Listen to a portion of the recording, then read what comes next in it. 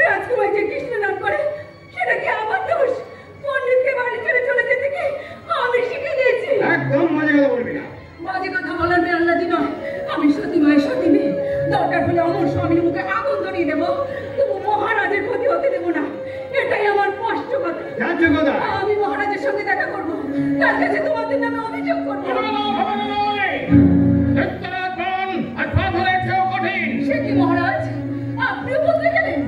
স্বর্গমর্ত পাতাল বিজয়ের পর আপনি ঘোষণা করেছিলেন অসহায় দৈত্যদের কান্নার দিন শেষ, অন্যায় অত্যাচার দূর করে আপনি তাদের মুখে হাসি আমি চেয়েছিলাম আমি কৃষ্ণ বিরোধিতার সূত্র ধরে আমি এমন একটা জাতি গড়ে তুলবো যারা একসাথে চলবে, এক সুরে কথা বলবে, এক মন্ত্রে দীক্ষা নিয়ে গোটা বিশ্বকে দীক্ষিত করবে। হলো না, তোমরা তা হতে দিলে না। আমি এখন এই নারীকে অন্ধকূপে নিক্ষেপ করছি। এই নারীকে বেত্রাঘাত করতে করতে নগরের রাজপত্রে নিয়ে যাবে। ওর চিৎকার শুনে শোনিতপুর কম্পিত হয়ে উঠবে। ওর বুকের চিত্ত দেখো দেখে দরিদ্ররা বুঝবে কৃষ্ণ নাম করার শাস্তি কত ভয়ঙ্কর। ভুল করছেন মহারাজ, যে কৃষ্ণ নাম ধ্বংস করার জন্য আপনি মেতে উঠেছেন, আপনারই ভুলে সেই নাম দৈত্য রাজ্যে ঝাড়ে মুড়ে বেড়ে উঠেছে।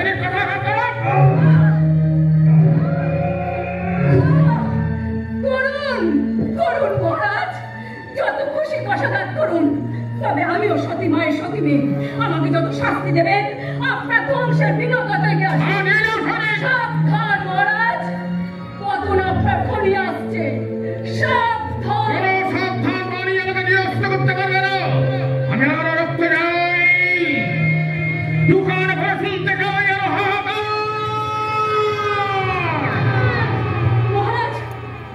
কি ব্যাপার চিত্রলেখা, তুমি হঠাৎ ভগবতীর তীর দৈত্য প্রাসাদে?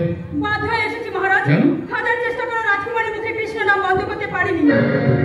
বর্ষান্তে আমি যার শাস্ত্র জ্ঞানের আয়োজন করেছি, বৃথা চেষ্টা মহারাজ। রাজকুমারী জানিয়ে দিয়েছে জীবনে কোনোদিন শাস্ত্র জ্ঞানের পরীক্ষা দেবেন না। আমি তো এমন সুকঠিন শাস্তি দেবো আমার সামনে উচ্চারণ করবেন না মহারাজ। আমি সামান্য কি করি, শুধুমাত্র আপনাকে জানিয়ে যাচ্ছি আমার মুখ থেকে সংবাদ শুনে সেনাপতি মহামাল্য ভগবতীর অরণ্যে ছুটে গেছে। বাকি সংবাদ আপনি তার কাছ থেকে শ্রবণ করবেন। নমস্কার। সংবাদ নয়, মনে হচ্ছে কোনো দুঃসংবাদ দিয়ে মহামাল্য ছুটে আসছে।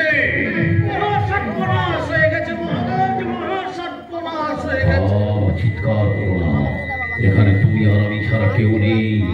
চিত্রলেখার মুখে একবার কথাটা শুনে বিশ্বাস হয়নি, তোমার মুখে দ্বিতীয়বার শুনতে চাই। বলো তো মহামাল্য, কি মহাসৎপনা সমাধান হয়েছে? ভগবতীর তীরে তুমি কি দেখে এসেছো? কিঙ্করি চিত্রলেখার মুখে সংবাদ পেয়ে আমি ছুটে গিয়ে থাকি। কৃষ্ণপৌত্র অনিরুদ্ধের কণ্ঠে বড় মাল্য পড়িয়ে দিয়েছেন। লিপ্ত হয়ে প্রতিবাদ করতে গেল। মহামাল্যটা কাজ করতে পারবে? মহারাজ, আমি রাজ্য নৌসা অনিরুদ্ধকে বন্দী করে এনেছি। যদি হত্যা আদেশ দেব তার আগে আমার পরম প্রিয় চরম শত্রুর মুখখানা ভালো করে দেখতে দাও। লক্ষ্মী, বন্দিনী রাজকুমারীকে পাঠিয়ে দাও। আমার কানে কানে ওই নামটা একবার শুনিয়ে দাও তো মহামাল্য। আমি দেখি কি মধু লুকিয়ে আছে সেই জাদু মাখা নামে।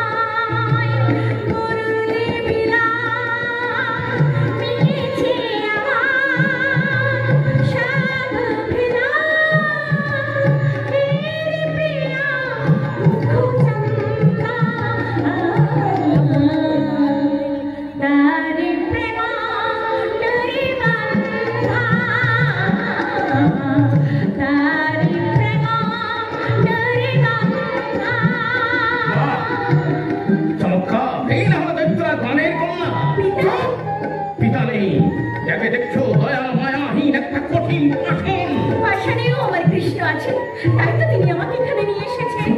শুনছো ভিত্তিকের দাবি, স্নেহের বন্ধন, হৃদয়ের আকুলতা সব মিথ্যা, সত্য শুধু কৃষ্ণ কৃষ্ণ কৃষ্ণ। কেন অভিমান করছেন পিতা? পিতৃত্ব কখনো মিথ্যা হতে পারে? পিতা স্বর্গ, কৃষ্ণ স্বর্গতর, পিতা ধর্ম, কৃষ্ণ ধ্যেয়, পিতা সন্তুষ্টের মাঝেই তো সেই পরম পিতাদি সন্ধান। পারবি? তোর পিতাকে তুই সন্তুষ্ট করতে পারবি না? পারবো বাবা। ওই বাবা একটা শোনা মুখটা ঘুরিয়ে গেল। তুই তো বাবার সম্মান রাখতে পারবি মা? কৃষ্ণ নাম ভুলতে পারবো না বাবা। দেব, তোমাকে আমি কৃষ্ণ নাম করার অনুমতি দেবো মা। চরম অপমানের হাত থেকে বাঁচতে গেলে এছাড়া কোনো উপায় নেই। নিত্যপুরীর গোপনতম পক্ষে আমার কন্যাকে আমি কৃষ্ণ নাম করার অনুমতি দেবো। পবনদেবকে বলো পবনদেব, ওই নাম যেন আমার কর্ণে প্রবেশ করিও না। মৈনাককে বলো মৈনাক, সমস্ত গোপনীয়তা বজায় রাখো। শুধু তোকে একটা কথা দিতে হবে মা। কি কথা বাবা? অনিরুদ্ধকে তুই ভুলে গেলি মা? তা হয় না বাবা। এই যে আমার কৃষ্ণের আদেশ, রক্তের বাঁধনে তিনি আমাকে বেঁধেছেন, সে বাঁধন তো আমি ছিঁড়তে পারবো না বাবা। না বাবা। আমার হৃদয় থেকে সমস্ত ভালোবাসা মুছে গেল। আমি আরো চাই, আরো হিংসা। কোথায় সে যাদব পৌত্র? রক্ষী, বন্দী অনিরুদ্ধকে পাঠিয়ে দাও। অভিবাদন দানব সম্রাট।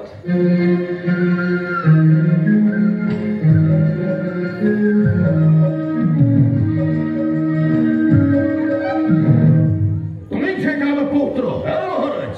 অসংখ্য অপরাধের অপরাধী এই যুবক। যুবক, বিচারের পূর্বে তোমার কোন বক্তব্য আছে? কিসের বিচার দৈত্যপতি? আমি তো কোনো অন্যায় করিনি। অন্যায় করনি? সত্য মস্ত বাধা বিজয়ী সৈন্যদের বিরুদ্ধে অস্ত্র ধারণ করা অন্যায় নয়? না, অসহায় প্রজাদের ধন সম্পদ রক্ষা করা আমার একমাত্র কর্তব্য। আমাদের সবাই মহারাজের দুধের অপমান, যেহেতু শিষ্টাচার জ্ঞান নেই, অপমানই তার একমাত্র প্রাপ্য। বিচার শুনে বসে বিচারের মর্যাদা করবেন না দৈত্যরাজ। অনুমতি দিন, আমার সহধর্মিণীকে নিয়ে আমি দ্বারকায় যাত্রা করি। আপনার কন্যা উষা। কোনো লাভ হবে না পিতা, আমাদের বন্ধন জন্ম জন্মান্তরের বন্ধন। তোমাদের জন্ম জন্মান্তরের বন্ধন ছিন্ন করতে দৈত্যরাজ ভ্রমণের এক মুহূর্ত সময় লাগবে না। এই বিবাহ নয়, শিশু মনের পুতুল খেলা। তোমার সত্যিকারের বিবাহ সংগঠিত হবে আজ রাতে। মিথ্যাস পালন পিতা। নরনারায়ণ কৃষ্ণকে আপনি এখনো চিনতে পারেননি? মহামাল্য, নগরের মধ্যে পাত্রের সন্ধান করো, উষাকে দিয়ে যাও, আর মহারানীকে বলবে মঙ্গলের সম্পূর্ণ করতে। মহারাজ, আসুন রাজকুমারী। না, আমার সহধর্মিণীকে আমি কোথাও যেতে দেবো না।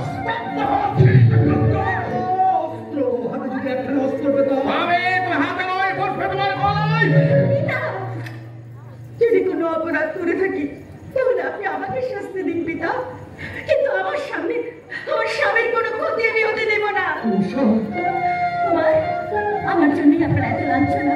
ভগবান যদি থাকতো আমার দু চোখের জলে সব লাঞ্ছনা ধুয়ে মুছে আমি প্রসবন ধারায় বইয়ে দিতাম। তাই তো দিয়েছি উষা, তোমার কথায় আমার মন কানায় কানায় ভরে গেছে। এত লাঞ্ছনা, এত গ্লানি হয়ে হয়ে ভেবে আমার গর্ব হচ্ছে যে তোমার মতো নারী রত্ন আমার স্ত্রী। তোমার গর্ব বেশিক্ষণ থাকবে না। আমার কন্যাকে আমি নিয়ে যাচ্ছি। অধীর হচ্ছেন কেন কুমার? সব বিশ্বাস কৃষ্ণে অর্পণ করুন। কৃষ্ণ দিয়া, কৃষ্ণ দিয়া, সে যে সুধাময় মুরলী মিলন মিটেছে আমার সব অভিলাষ। হে প্রিয়া মুখচন্দ্র, তারি প্রেম ডোরে বন্ধা, তারি প্রেম ডোরে বন্ধা।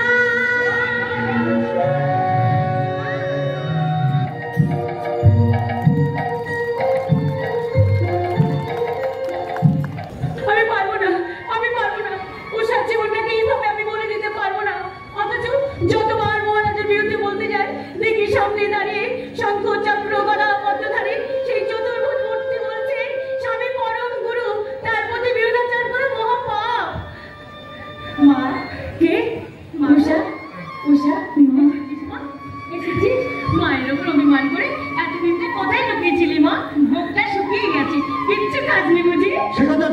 কি হবে দিদি? যা চটপট উষার মাঙ্গলিক আয়োজন কর। এ রাজাদেশ দিদি, আজ রাত্রে উষার বিবাহ হবে। রাজাদেশ? হ্যাঁ। কিন্তু বিবাহটা কোথায়? জানি না। কার সঙ্গে? বলতে পারবো না। ওহ, জেনে শুনে তোরা উষার জীবনটাকে এভাবে জলে ফেলে দিবি? না না, তোদের বলে কোনো লাভ নেই। উষা, মা আমার, চল মা। কোথায় যাব মা? মাঙ্গলিক কি করতে? আজ যে তোর বিয়ে মা। বিয়ে যে আমার আগেই হয়ে গেছে মা। কিন্তু কি বলছিস মা? হ্যাঁ মা, আর সেই বিবাহের সাক্ষী স্বয়ং নারায়ণ নিজের পৌত্রের সঙ্গে তিনি আমার মালা বিনিময় করিয়েছেন, কথা দিয়েছেন আজীবন আমি তার স্নেহ ছাড়ার আশ্রয় লাভ করবো। তুই বিবাহিতা? স্বয়ং কৃষ্ণের পুত্র আমার জামাতা।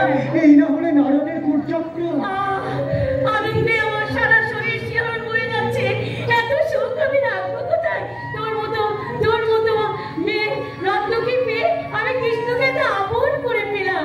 আর মা, আমার বুকে, আর মা, আমার বুকে। মাঙ্গলিক সম্পূর্ণ করো। তুমি কি পাগল হয়ে গেলে মহারাজ? বিয়ে যখন হয়েই গেছে। কত আর কত চুপ করে থাকবো মহারাজ? একটা মেয়ের জীবন নিয়ে এভাবে ছিনিমিনি খেলা চলবে আর আমরা কিছুই বলতে পারবো না। না, বলবে না। মহারানী নীরব কেন? মুখে তো ভাষা আসছে না মহারাজ। একদিকে প্রাণের পিয়সা, আর একদিকে রাজার আদেশ। আমি এখন ভেবে পাচ্ছি না কি করবো। আমি এখন কি করবো? ছি মাতা, স্বামী যে পরম গুরু, তারে ক্ষুণ্ণ করি জপ তপ যাগ যজ্ঞ হয় কি সফল? যাও বিষ্ণু নাম ত্যাগ করি করো তার সন্তোষ বিধান। মহারানী, আমি জানতে চাই তোমার আদেশ পালন করবে কিনা। করবো মহারাজ, আপনার আদেশ আমি নতমস্তকে পালন করবো। এটার উন্নত হবে না। উষা, মা, চল মা, চল। কোথায় যাব মা? নারী হয়ে তুমি বুঝতে পারছো না আমার অন্তরের ব্যথা?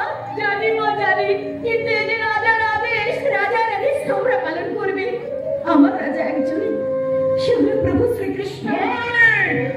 অবাধ্য কন্যাকে ওই নাম উচ্চারণ করতে নিষেধ করো। উষা, উষা, মা, আমি মিনতি করছি মা। তোর জীবনের দুর্ঘটনার কথা সব ভুলে যা মা। তুই তার কথা শোন, সুখী হবি। নারীত্বকে বিসর্জন দিয়ে তুমি আমাকে সুখী হতে বলছো মা? সীতা আর সাবিত্রীর কথা তোমার মনে পড়ে না মা?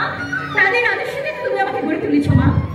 বলো মা, কোনো নারী হয়ে কোন বিচারে আমি দ্বিতীয়বার স্বামী গ্রহণ করবো? দৈত্য সমাজে দ্বিতীয়বার স্বামী গ্রহণ করা তো কখনো নিষিদ্ধ নয় মা। তুমি পারবে? তুমিও তো দৈত্য বংশের কন্যা। বলো মা, তুমি কি পারবে আমার পিতাকে ত্যাগ করে অপর পুরুষকে স্বামী হিসেবে গ্রহণ করতে? কি হলো মা, নীরব হয়ে আছে কেন? যে অন্যায় নিজে করতে পারো না, সেই অন্যায় শিক্ষা কন্যাকে দিতে তোমার বিবেকে এতটুকু বাঁধলো না? মহারাজ, ক্ষমা করুন মহারাজ, ক্ষমা করুন। জীবনের প্রথম আপনার আদেশ আমি রাখতে পারলাম না। আমি নিয়ে যাচ্ছি। এটা মহারাজ, মহারাজ পাত্র সন্তান পেয়ে গিয়েছে। একজন নয়, 100 দরিদ্র যুবককে আমি প্রাসাদ তোরণে নিয়ে এসেছি।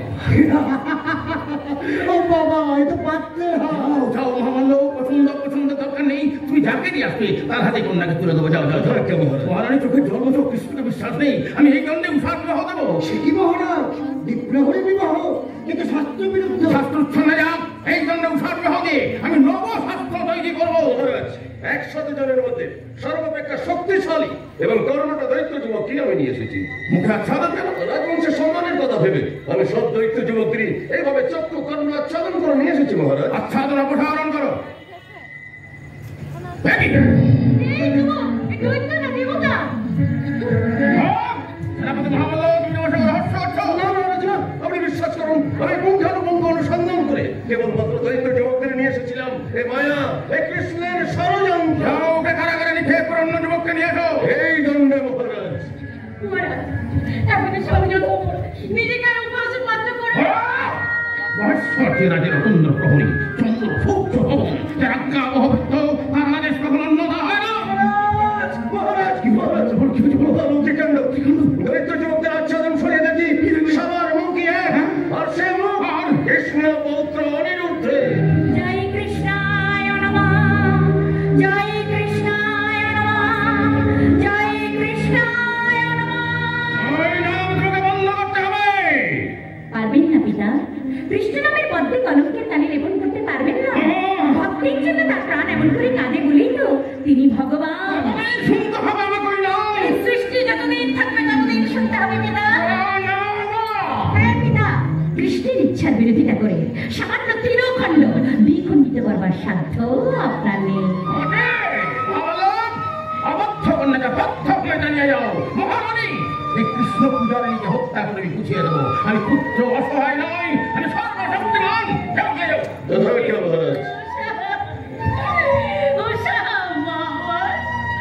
আর কত আমাকে কাঁদাবি মা? তুই না হয় পয়সা দে, কিন্তু মায়ের মনটা তার পয়সা দিয়ে গড়ে নেয়। কেন কাঁদছো মা? মৃত্যুতে কিসের ভয়? যাকে পেলে সব চাওয়ার হবে অবসান। তুমি আমাকে আশীর্বাদ করো মা, আমি যেন তাকে আপন করে পাই। বাবু, আমি যেন তাকে আপন করে পাই।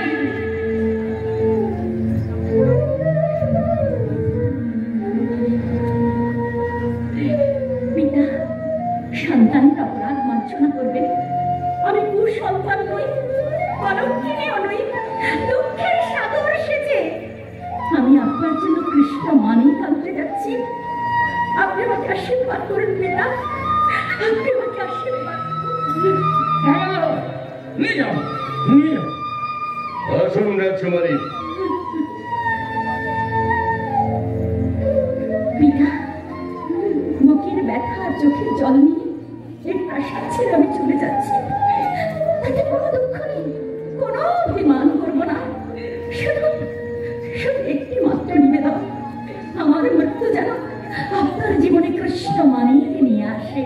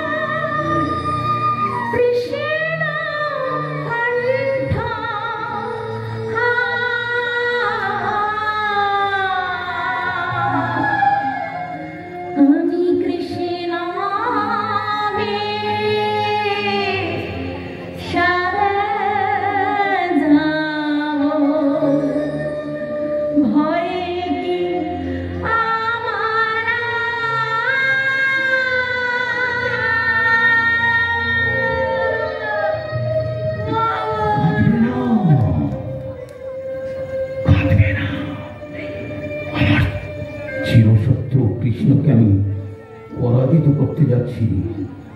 উষা মরবে। প্রাসাদে আনন্দ কর, বিজয় লঙ্কা ভাজা। আমার কন্যার কাছে আমি পরাজিত হইনি রে, আমার কন্যার কাছে আমি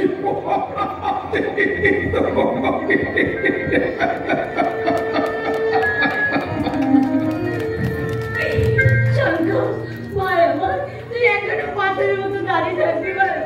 আমি না হয় রাজার বিরুদ্ধে কিচ্ছু বলতে পারবো না। যা হয় রাজার পাথরটা জড়িয়ে ধর। তার আর প্রয়োজন হবে না দিদি, তার আর প্রয়োজন হবে না।